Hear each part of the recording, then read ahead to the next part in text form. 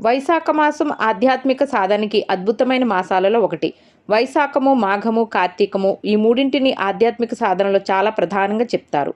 ఏ విధంగా అయితే కార్తీక పురాణం, మాఘ పురాణం ఉన్నాయో అదే విధంగా వైశాఖ పురాణాన్ని కూడా వ్యాసుదేవుడు రచించాడు. ఆధ్యాత్మికంగా భగవతానుగ్రహం పొందడానికి ఈ మాసం అన్ని విధాల అనుకూలమైనది. సాధన మాసంగా దీనిని నిర్వహించవచ్చు.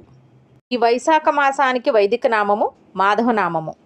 వైశాఖ మాసం లక్ష్మీ నారాయణుల ఆరాధనకి చాలా ప్రసిద్ధమైనది. వైశాఖంలో రకరకాల వ్రతాలు చెప్పారు. వైశాఖంలో పాడ్యం నుంచి అమావాస్య వరకు ఒక్కరోజు కూడా క్రమం తప్పకుండా అనునిత్యం నారాయణుని తులసితో ఆరాధించడం చెయ్యాలి. ఆ తులసి కూడా కృష్ణ తులసి సమర్పిస్తే శ్రేష్టమని ధర్మశాస్త్రం చెప్తుంది. విష్ణు సహస్రనామ పారాయణం వైశాఖమంతా చాలా ప్రశస్తమైనటువంటిది.